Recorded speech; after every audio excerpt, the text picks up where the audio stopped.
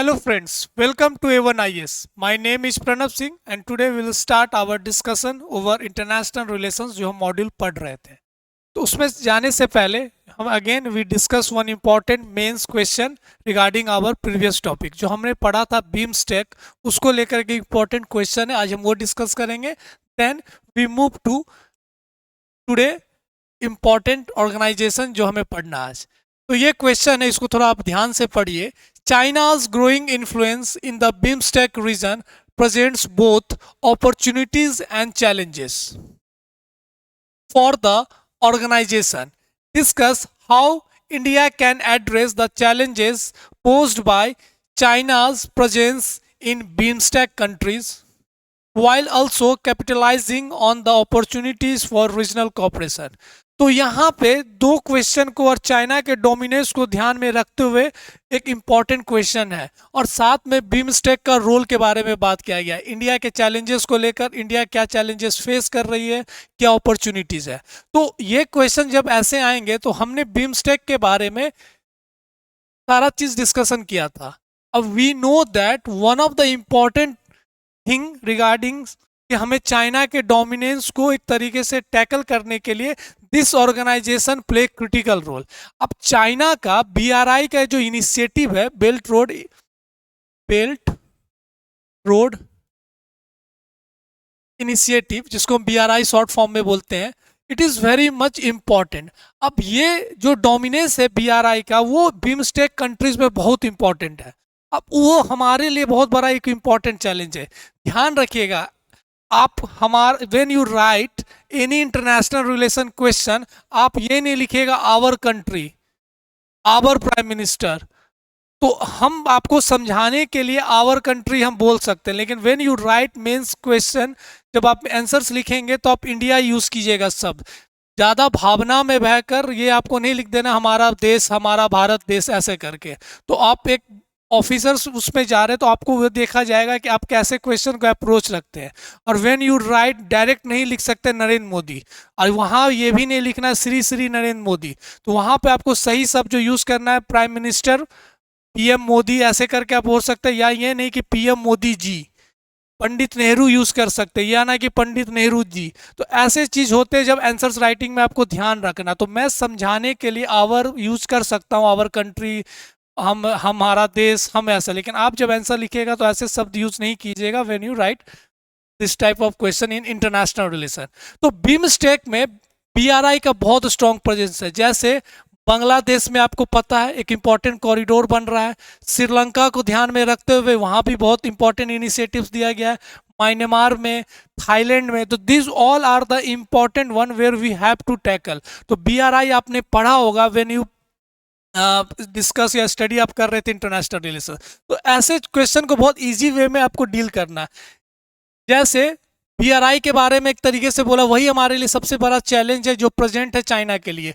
Opportunities की हम बात करें तो हमारे लिए बहुत सारा इकोनॉमिक अपॉर्चुनिटीज़ है जहाँ पे हम बीमस्टेक की बात कर सकते हैं। जहाँ पे हमने फ्री ट्रेड एग्रीमेंट की बात किया, $5 ट्रिलियन की बात किया, मैक्सिमम हम सपोर्ट करते हैं। In last budget in 2024 neighbourhood first policy को ध्यान में रखते हुए we have allocated around 5,000 crore या 6,000 करोड़ के आसपास हमने पैसा भी एलोकेट किया है for the neighbourhood first policy को ध्यान में रखते हुए। कनेक्टिविटी में हम बहुत सारा काम कर रहे हैं। तो बहुत आराम से ऐसे टाइप के क्वेश्चंस को आप लिखिएगा और समझिएगा क्या पूछ रहा है। चाइना का प्रेजेंस के बारे में पूछ रहा है, हमारे अपॉर्चुनिटीज़ के बारे में पूछा जा रहा है, और क्या हमारे लिए चैलेंज बन सकता है। तो this all are the important, please try to write. ये नहीं सोचिएगा कि हम लास्ट में जाके हम लिख लेंगे, प्रैक्टिस कर लेंगे, अभी पढ़ लेते हैं। जैसे आपने ये टॉपिक पढ़ लिया, समझ लिया, उसी समय ये मेंस का क्वेश्चन प्लीज आप लिखें। Now we move to our today discussion, the important one, Shanghai पढ़ना। आज हमें संघाई कोऑपरेशन ऑर्गेनाइजेशन एससीओ के बारे में पढ़ना। लेकिन उससे पहले जो हमें समझना होगा अबाउट सेंट्रल एशिया। तो आज जो हमें पढ़ना है टॉपिक वो है central Asia SCO and India. तो आज जो टॉपिक है वो ऑर्गेनाइजेशन तो हमें पढ़ना ही है, लेकिन सेंट्रल एशिया के बारे में समझना है, इंडिया के को लेकर समझना है कि इंडिया के ऊपर क्या सिग्निफिकेंस है, क्या इंपॉर्टेंट चैलेंजेस बना, how this SCO impact the Jio politics of India. तो सेंट्रल एशिया और एससीओ बहुत न्यूज़ में तो नहीं रहा था, लेकिन दो इंपॉर्टेंट समिट्स हुए थे, इसलिए करंट अफेयर्स में हमें पढ़ना पड़ रहा है। तो हम ऐसे भी टॉपिक को मिस नहीं कर सकते हैं। तो दिस टाइम सिलेक्शंस को ध्यान में रखते हुए, वैकेंसी को ध्यान में रखते हुए, we can not miss the bus of selection in 70th BPSC. तो हम छोटे छोटे टॉपिक है उसके ऊपर थोड़ा सा डिस्कशन कर लेंगे, अगर क्वेश्चन आ जाता है तो आप इजीली उसको लिख सकते हैं। तो टुडे वी विल डिस्कस पहले सेंट्रल एशिया, एससीओ और इंडिया को लेकर। अब सेंट्रल एशिया समझने से पहले हमें फिर again we have to understand the map. अब मैप देखिए सेंट्रल एशिया का, आपको पता this central Asia became the independent sovereign country after the disintegration of USSR, और 5 इंपॉर्टेंट कंट्रीज वहां से निकल आए और उसे हम सेंट्रल एशियन रीजन बोलते हैं। Kazakhstan, Kyrgyzstan, Uzbekistan, Turkmenistan, Tajikistan. तो this all are the important sovereign country became free one after disintegration of USSR. जब डिसइंटीग्रेशन हुआ तो चाइना जैसी कंट्रीज को बड़ा ये इंपॉर्टेंट डिस्कशन हुआ कि हो सकता है जब कोई भी कंट्रीज फॉर्म होती है तो वहां पे कॉन्फ्लिक्ट शुरू हो जाता है रिगार्डिंग देयर बॉर्डर, क्लैश होने लगता है, उनका इंथरिक क्लैश शुरू हो जाता, बहुत सारे डिस्टर्बेंस शुरू हो जाता है, इनस्टेबिलिटी होता है। तो इसको ध्यान में रखते हुए China have initiated to form important Shanghai 5 in 1996। तो हम इवोल्यूशन की बात करते हैं तो यहां से संघाई 5 का एक तरीके से बिगनिंग हुआ। तो चाइना के साथ साथ में 4 यूएसएसआर फॉर्मर कंट्रीज, तो ये मिलकर क्या बना इन 1996, जिसे हम बोलते थे संघाई 5। तो चाइना के साथ साथ में पहला ये कंट्री थी 1, 2, 3 एंड रसिया। तो ये मिलकर बना संघाई 5 इन 1996। अगर आप ज्योग्राफिकल मैप देखिएगा सेंट्रल एशिया का तो देखिएगा मैक्सिमम लैंड लॉक्ड है, मैक्सिमम क्या, all are the land lock countries. अब ये बहुत इंपॉर्टेंट है, किसी के साथ बॉर्डर डिस्प्यूट्स है, कहीं पे एक्सट्रीमिज्म है, कहीं पे सेपरेटिज्म है, बहुत सारा ड्रग्स ट्रैफिकिंग का दिक्कत है। तो ये सब बहुत इशू है और इम्पैक्ट करता है all the neighbouring countries. China को लेकर अगर रसिया पे इम्पैक्ट होता, अफगानिस्तान पे इम्पैक्ट होता, ईरान पे इम्पैक्ट होता। तो इसको ध्यान में रखते हुए this all countries came together except कौन सा, तुर्कमेनिस्तान, क्योंकि इसे ये न्यूट्रल स्टेट है, ये never join any groups organization, क्योंकि अपने आप को ये न्यूट्रल स्टेट बोलता है। जैसे Switzerland is a neutral state. Neutral का स्टेट का मतलब हो कोई भी इंपॉर्टेंट ऑर्गेनाइजेशन को ज्वाइन नहीं करता on the behalf of security, उसको लेकर कोई बायलैटरल नेगोशिएशंस को ध्यान में रखते हो। तो ये भी यहाँ पे न्यूट्रल स्टेट है एज ए स्विट्जरलैंड। तो ये बहुत इंपॉर्टेंट डेवलपमेंट है। When you show the central Asia as a geographically, आप देखिएगा वेस्ट में कैस्पियन सी है, नॉर्थ में रसिया है, ईस्ट में मंगोलिया एंड चाइना है, एंड साउथ में अफगानिस्तान और ईरान है। तो this is one of the geographical area where we have to understand. तो ये बहुत इंपॉर्टेंट हो जाता है इंटरनेशनल रिलेशन में। पहले हम ज्योग्राफी समझे, तब then we move to the important organization हो या उसके जियो पॉलिटिक्स फायदे हैं। When we talk about Central Asia, Bharat के लिए क्यों इंपॉर्टेंट है, क्योंकि Bharat always treat central Asia as a extended neighbourhood as well as strategically very important country, क्योंकि central Asia having a huge resources of crude oil, natural gas, uranium, gold. और दूसरा जो geo strategic importance देखिएगा to counter China, वो अभी हम discuss करेंगे। तो this is are the important overview of central Asia. तो भारत के लिए क्या है सेंट्रल एशिया, एक्सटेंडेड नेबरहुड,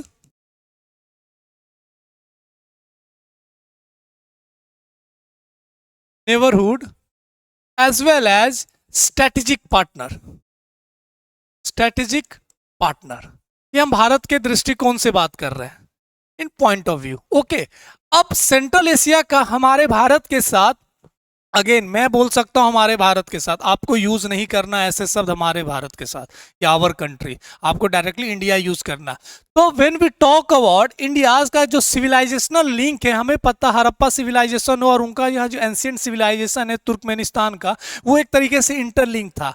आपने एंशियंट हिस्ट्री पढ़ा होगा, वहां पे देखा होगा साकास की बात किया है, कुशान्स की बात कर रहे हैं, और एंशियंट हिस्ट्री में जाइएगा तो आर्यंस की बात है, Aryans came from central Asia, ऐसा हमारे पास एक फिलॉसफी है, हमारे पास जो डेटा उसके हिसाब से। तो this all are the important connecting link.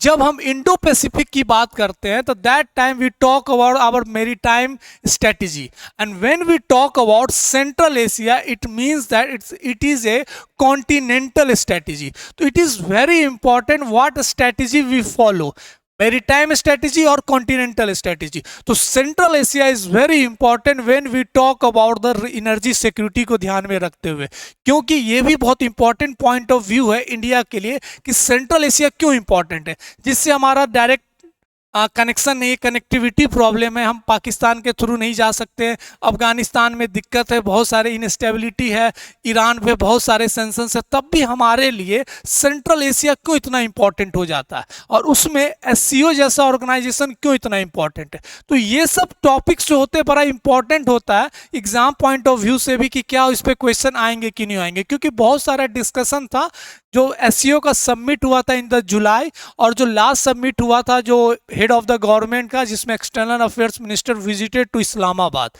तो ये सब बहुत इंपॉर्टेंट है when we talk about central Asia. Now next important point, importance of central Asia region. इसके तीन इंपॉर्टेंट पॉइंट्स है। पहला, जियो स्ट्रेटेजिक, दूसरा geo economic, and next geo security.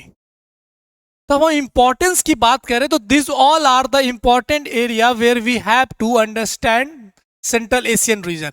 हम जब स्ट्रेटेजिक की बात कर रहे हैं तो आपको समझ में आ जाएगा मैप का, central Asia having access to the Europe as well as Asia. तो एक डायरेक्ट लिंक इनिशिएट करता है सेंट्रल एशिया यूरोप जाने के लिए भी और एक एशिया के बीच में, तो ब्रिज का काम करता। तो this is very important when we talk about geo strategy, access point between Europe and Asia.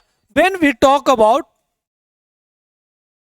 economic, it is having huge resources of crude oil,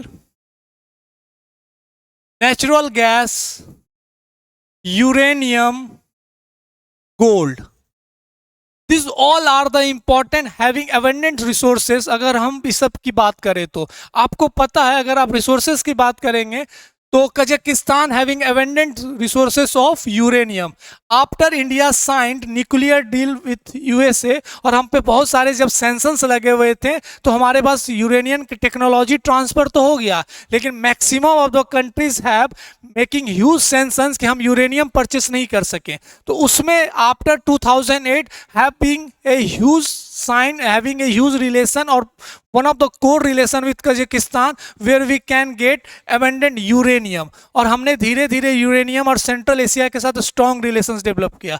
दूसरा आपने पढ़ा होगा TAPI pipeline, TAPI pipeline Turkmenistan, Afghanistan, Pakistan, India pipeline. तो this all are the important one when we talk about.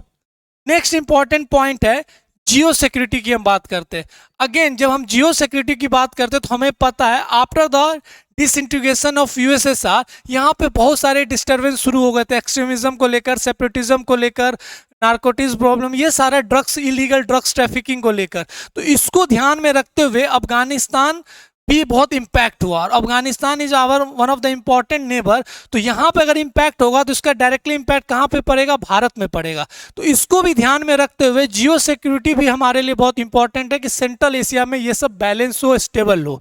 दूसरा important point है, जब मैंने आपको कहा था we will discuss how we counter China, हमें पता है भारत को चाइना स्ट्रिंग ऑफ पल्स के थ्रू इनसर्कल कर रहा है। अब इंडिया के पास कैसा स्ट्रेटेजी होगा स्ट्रिंग ऑफ पल्स के थ्रू काउंटर कर रही है चाइना, श्रीलंका, म्यांमार, बांग्लादेश, पाकिस्तान, ऐसे करके हमें वो काउंटर करना चाहती है और इंसर्कल करना चाहती है।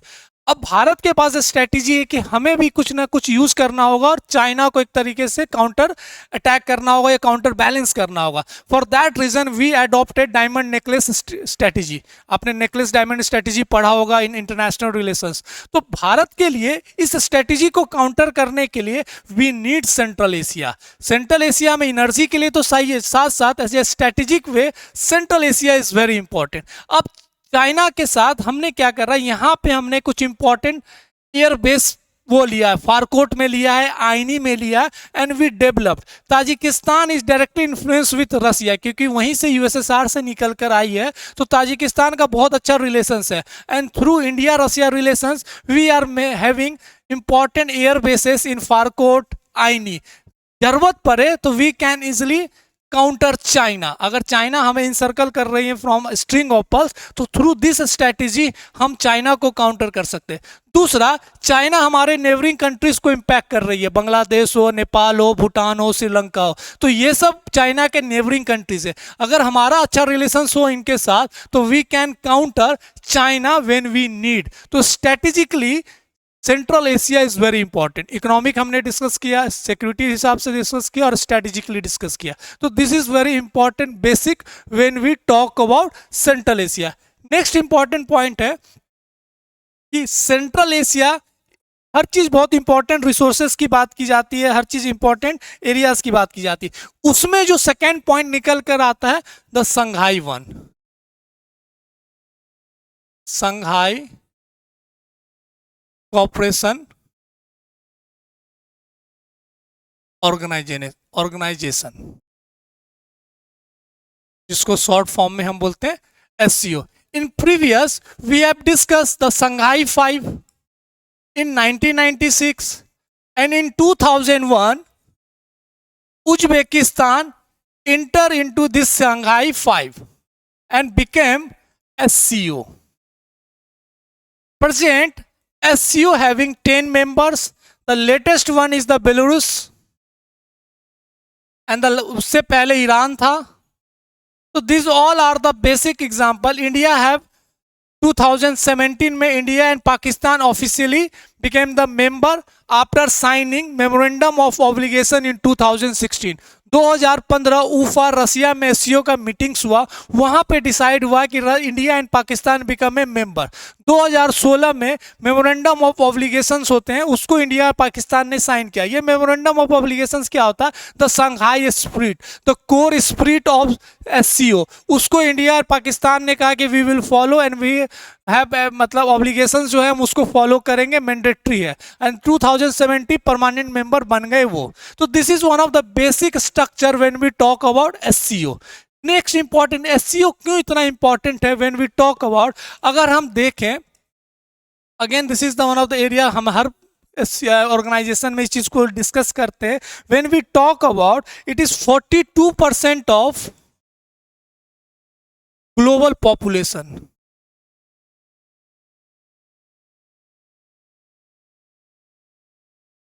Around 30% of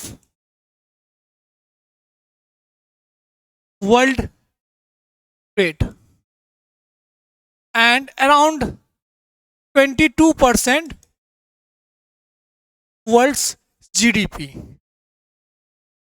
वैसे अगर आप देखिएगा in world as a geographically region wise land mass के द्वारा और पॉपुलेशन के हिसाब से, तो दिस इज वर्ल्ड का सबसे लार्जेस्ट ऑर्गेनाइजेशन है, इंटरनेशनल ऑर्गेनाइजेशन है, क्योंकि लैंड मास भी अगर around 22% of world's land mass. So when we compare land mass as population, this SCO became one of the largest international organization. So for that reason it is very important. India is not the founding member of SCO, लेकिन India को जो हमने आपको 3 important section बताया, strategic, economic and security, हमारे लिए बड़ा important रहा कि we want the become member of SCO, और हम चाइना को काउंटर करने के लिए उसका जो इम्पैक्ट है वो हमारे ऊपर ना पड़े, उसके जो इम्पोर्टेंट वायरस ऑफ कॉन्फ्लिक्ट है, एक्सट्रीमिज्म, सेपरेटिज्म, उसके बाद जो रीजनल फंडामेंटलिज्म है, ये सब बहुत इंपॉर्टेंट चीज़ है। उसका इम्पैक्ट अफगानिस्तान हो, भारत पे पड़ता, ड्रग्स ट्रैफिकिंग हो, इलीगल ट्रैफिकिंग हो, आर्म्स ट्रैफिकिंग हो, तो this all are the important. हम चाहते थे इसका मेंबर बने और आने वाले समय में we can become one of the important tool use कर सकते हैं यूएनएससी में। This all important countries of central Asian region always support India when India vote या India bid for the permanent seat in union nation security council. तो this is the basic beginning of SCO. Then we move to the important areas कि what are the importance and significance of SCO। उससे पहले एक important discussion हम करते हैं regarding structure। This is the basic structure what we have discussed। Shanghai Cooperation Organization, Eurasian unity, political economic security interest की बात की जाती है। It serves a counter weight to the western influence in the region. तो ऐसा माना जाता है वेस्टर्न को काउंटर करने के लिए this SCO is very powerful. और SCO always compare to NATO. ये अभी हम डिस्कस करेंगे क्यों, कि ये भी इंपॉर्टेंट क्यों है, तो इसका एक इंपॉर्टेंट डिस्कशन अभी हम करेंगे। तो this all are the important जो रेड वन में है द मेंबर कंट्रीज 10 मेंबर से जो हमने डिस्कस किया। एक सिर्फ तुर्कमेनिस्तान को हटाकर all 4 central Asian countries, China, Russia हो गया, India, Pakistan, Iran, this all are last में Belarus, this all are the important example when we talk about. Next, Saudi Arabia also want to become the member. एक US के ally है लेकिन Saudi Arabia SCO को join करना चाहती है। मैंने आपको लास्ट प्रीवियस वीडियोस में बोला कि Saudi Arabia having a strong relations develop हो रहा है चाइना के साथ। ईरान के साथ हुआ तो देख लीजिए, ईरान एससीओ में भी पहुंच गया, ईरान ब्रिक्स में भी पहुंच गया और ईरान के साथ बहुत स्ट्रांग है Iran. China is one of the largest trading partner of Iran. Saudi Arabia का धीरे धीरे पाकिस्तान यूएसए को रिप्लेस कर रही है। China become the largest trading partner of Saudi Arabia. तो वेस्ट एशिया का जो इंपॉर्टेंट जियो पॉलिटिक्स है वहाँ पे चाइना बहुत इंपॉर्टेंट रोल प्ले कर रहा है। व्हाट वी हैव डिस्कस, हमने सारा एंगल्स डिस्कस किया है।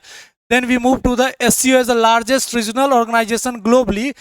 42% of the global population, 32% of global GDP। तो this all are the important point you have to understand. हमने ये भी डिस्कस किया संघाई 5 से कैसे संघाई बना उज्बेकिस्तान के अंदर। एससीओ 2002, 5, 7, 17 में भारत इंटर करता है, 2021 में ईरान इंटर करता है एंड 2024 जो लेटेस्ट है वहां पे Belarus. This all are the important one where we have to discuss. Now significance of SCO। significance of SCO for India। तो this is very important when we talk about SCO। इसमें जो सबसे important point है वो है regional connectivity. Regional connectivity, तो this is one of the important way. हमारा direct access नहीं है सेंट्रल एशिया के साथ। For that reason we have to enhance our regional connectivity to central Asian region. तो this is one of the important point when we talk about the SCO. हमारे लिए क्यों relevant है, हमारे लिए क्यों इतना सिग्निफिकेंस है। दूसरा, counter terrorism. Counter terrorism, this all are the important point when we talk about SCO. कितना सिग्निफिकेंट एससीओ क्यों है, तो this very important when we talk about ये। दूसरा, economic cooperation. Economic cooperation. Fourth one, regional stability and next multilateralism. So these all are the important significance when we talk about SCO। Connectivity through INSTC आपने पढ़ा होगा, INSTC international north south transport corridor. Counter terrorism में एक important structure है SCO का जिसको आप बोलते हैं rats, regional anti terrorist structure. economic cooperation, having more and more economic integration regarding Central Asian region. तो these all are the important point. Stability, regional stability के लिए Central Asia के साथ हमारा relations बहुत मायने पड़ता है, क्योंकि they have direct link with Afghanistan, Iran, तो ये हमारे लिए भी बहुत इंपॉर्टेंट है. एंड लास्ट मल्टीलैटरलिज्म की बात करते हैं, क्योंकि we have through this SCO we can establish multilateral diplomacy. So these all are the important point when we talk about the significance of SCO for India. अब अगर हम challenge की बात करें,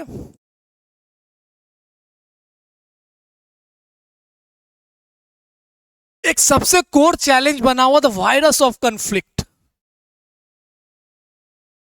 ये क्या होता है? बेसिकली वायरस ऑफ कॉन्फ्लिक्ट देखिएगा, एक्सट्रीमिज्म, सेपरेटिज्म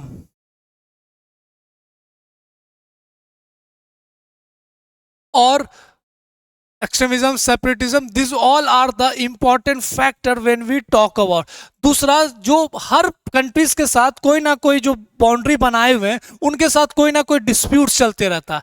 इंडिया का पाकिस्तान के साथ बॉर्डर डिस्प्यूट्स है, इंडिया का चाइना के साथ बॉर्डर डिस्प्यूट्स है, किर्गिस्तान के साथ चाइना का बॉर्डर डिस्प्यूट्स है, ताजिकिस्तान का चाइना के साथ बॉर्डर डिस्प्यूट्स है, have ethnic clash with the Kazakhstan, Kyrgyzstan. तो ये जो डिस्प्यूट्स है, this make instability stable two of central Asian region. तो दिस इज वेरी इंपॉर्टेंट. जो ये वायरस ऑफ कॉन्फ्लिक्ट है, मेकिंग रीजन इज इनस्टेबल, और ये बहुत common factor, extremism, separatism, regionalism, ये सारा चीज बहुत इंपॉर्टेंट है जब हम बात करते हैं सेंट्रल एशियन रीजन को. रिलीजियन को लेकर फंडामेंटलिज्म जो बढ़ा हुआ है वहां पे, और इसका इम्पैक्ट हर मेंबर पे पड़ता है. इसको काउंटर करने के लिए we need important reforms in SCO. तो ये जो वायरस ऑफ कॉन्फ्लिक्ट है, it is very common in central Asian region. इसलिए मैं आपको मैप हमेशा यूज करता हूं when we discuss any organisation और इंटरनेशनल रिलेशन टॉपिक. दूसरा इंपॉर्टेंट पॉइंट है इसमें, द चाइना पाकिस्तान एक्सिस. जो चैलेंज बना हुआ है, China Pakistan axis, China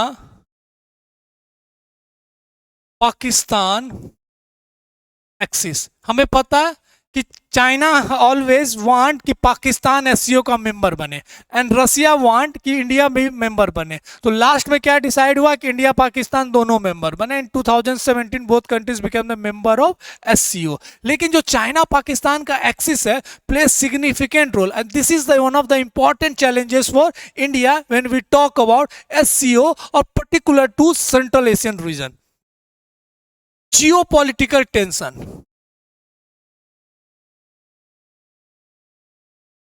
this is the also one of the important point when we talk about challenges. अब geopolitical tension हमें पता है कि इंडिया और चाइना के साथ, या इंडिया पाकिस्तान के साथ, ईरान का USA के साथ, रसिया का USA के साथ, this is one of the important tension जो एक तरीके से इम्पैक्ट करता है भारत के इंपॉर्टेंट डेवलपमेंट को लेकर, इंपॉर्टेंट डिप्लोमेसी को लेकर. तो this is one of the important factor when we talk about geopolitics में क्या हो रहा है in the western also, what are the sanctions approached, और एक तरीके से बोल सकते हैं जो सैंक्शंस लगाया जा रहा है USA के द्वारा ईरान पे, रसिया पे, या चाइना के साथ जो ट्रेड वार चल रहा है, इसका इम्पैक्ट SCO पे पड़ रहा है, और हमारे लिए बहुत इंपॉर्टेंट चैलेंजेस बना हुआ है. तो this all are the important point when we talk about the challenge. एक सबसे जो कोर इंपॉर्टेंट चीज है, the connectivity, not direct access, not direct access to the central Asia, क्योंकि this is our extended neighbourhood. और INSTC का जो मैंने बात किया था, international north south transport corridor, इसके जो फाउंडिंग मेंबर्स थे ईरान, रसिया, यहाँ पे बहुत सारे सेंक्शंस लगे हुए, जिसके कारण ये उतना इंपॉर्टेंट कॉरिडोर नहीं बन पाया. तो this is one of the important challenges for India, कि जो हमारा कनेक्टिविटी है, जो हमारा एक बैरियर है, जोग्राफिकल बैरियर है, वो भी हमारे लिए बहुत बड़ा चैलेंज बना हुआ. तो this all are the important challenges when we talk about SCO. तो what we have discussed, central Asia के बारे में एक ओवरव्यू लिया कि क्यों हमारे लिए सेंट्रल एशिया इंपॉर्टेंट है. SCO का हमने इवोल्यूशन देखा, इंपॉर्टेंट सिग्निफिकेंस देखा. Now we move to the important topic, SCO summit in 2024. SCO summit 2024. अब थोड़ा सा समझिए, आप देखे होंगे इस साल में दो समिट हुए. एक आपको हुआ है अस्ताना, दूसरा इस्लामाबाद। इस्लामाबाद ये अक्टूबर में हुआ था इन 2024 और ये लगभग जून 2024। अब दोनों सबमिट में क्या अंतर है? ये जो सबमिट हुआ था, ये सबमिट हुआ था हेड ऑफ द स्टेट लोगों का, और ये हुआ था हेड ऑफ द गवर्नमेंट का।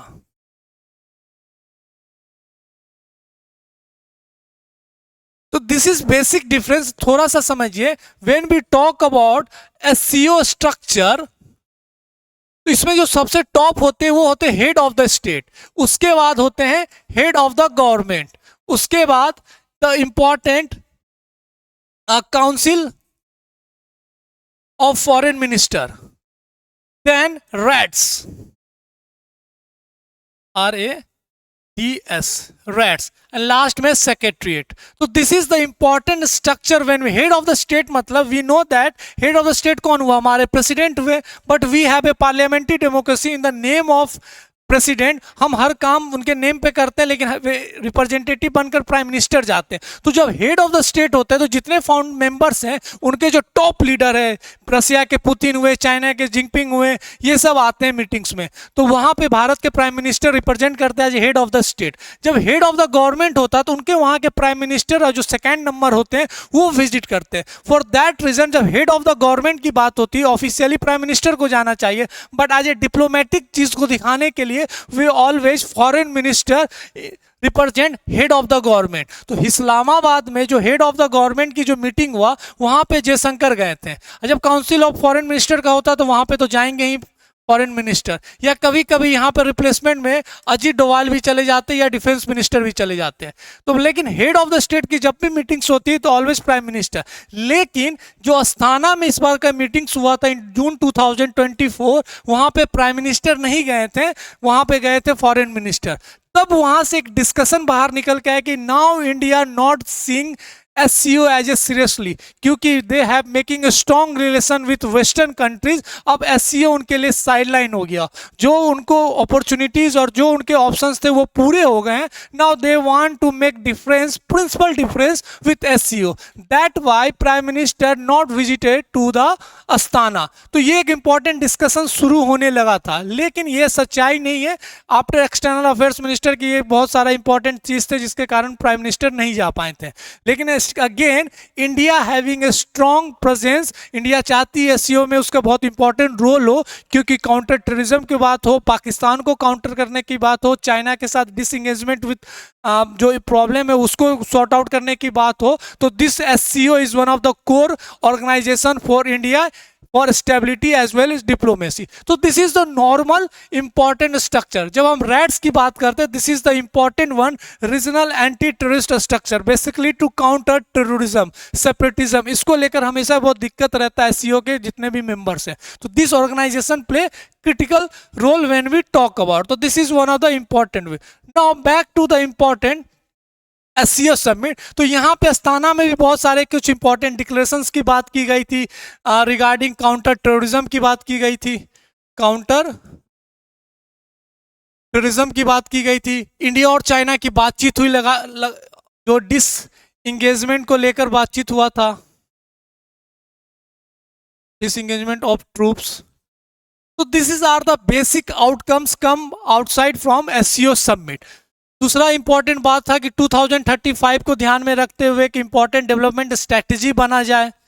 तो this all are the important discussion and outcome in the Astana declaration, and this they focus on the multilateralism. तो this is the basic discussion regarding SCO summit in 2024 Astana, जो head of the state हुआ था। When we talk about the recent one, the Islamabad, जो October 2024 में हुआ था, इसमें से कुछ इंपॉर्टेंट आउटकम्स निकले थे, लाइक ये पाकिस्तान में हुआ था। और सबसे इंटरेस्टिंग चीज है, after 9 years India's foreign minister visited to Pakistan. इससे 9 साल लग गए फॉरेन मिनिस्टर को जाने में। तो यहाँ पे इंडिया पाकिस्तान के बीच में भी कुछ इंपॉर्टेंट डिप्लोमेटिक टॉक्स हुए थे और कुछ इंपॉर्टेंट आउटकम्स निकले थे। इस्लामाबाद डिक्लेरेशन आप बोल सकते हैं, जो SCO का head of the government meetings हुआ था। इसमें इंपॉर्टेंट क्रिटिसाइज किया गया था वेस्टर्न सैंक्शंस को लेकर, क्रिटिसाइज वेस्टर्न सैंक्शंस जो लगाया गया था, एक तरीके से माना जा रहा था कि ईरान और रसिया पे जो सैंक्शंस लगे हुए गलत लगे हुए हैं, इस चीज़ पे चर्चा हुई थी। दूसरा रिस्पॉन्सिबिलिटी एंड, और एक तरीके से आप बोल सकते हैं पाकिस्तान को टेररिज्म को लेकर था कि we have to fight terrorism, उसको बढ़ावा नहीं देना। तो this all are the important one, कि वहाँ पे विश्वास की भी बात की गई कि हमें रिस्पॉन्सिबिलिटी के साथ साथ हमें एक इम्पोर्टेंट ट्रस्ट होना चाहिए। तो responsibility and trust, this all are the important outcomes when we talk about this basic SCO summit head of the government. So these all are the important areas where we have to discuss. Next, India China relations को लेकर बात किया गया था। तो these are the basic one, बस हमें हल्का फुल्का इसके बारे में जानना था, न्यूज में रहा था, इसलिए हमने सोचा कि थोड़ा सा एक ओवरव्यू डिस्कस कर ले। But important one, direct question नहीं आएगा SCO को लेकर, सेंट्रल एशिया को लेकर आएगा, उसमें आपको SCO के बारे में जानना होगा, तब आप उसको क्लब करके लिख सकते हैं। तो फॉर दैट रीजन हमने इसलिए पहले सेंट्रल एशिया पढ़ा, फिर then we move to the important SCO के जो बेसिक सबमिट्स हुए, and we understand everything about SCO। Bharat में भी 2024 सबमिट था। 2013 सबमिट जो भारत में हुआ तो उसमें बोला गया था टूवर्ड्स SCO सिक्योर को लेकर उन्होंने बोला, सॉवरेनिटी और स्ट्रेंथ की बात की गई, इसे इन्वायरमेंट को लेकर। तो this all are the basic points when we talk about the SCO। ये इससे बाहर कुछ SCO को लेकर ज़्यादा इंपॉर्टेंट नहीं है, but we have to discuss कि इंपॉर्टेंट ऑर्गेनाइजेशन है। In next class we will start important sub module regarding India's foreign policy, तो वो हम नेक्स्ट क्लास में शुरू करेंगे। अच्छे से पढ़िए and try to write more and more mains question regarding our videos जो भी हम डिस्कस कर रहे हैं। Okay, thank you.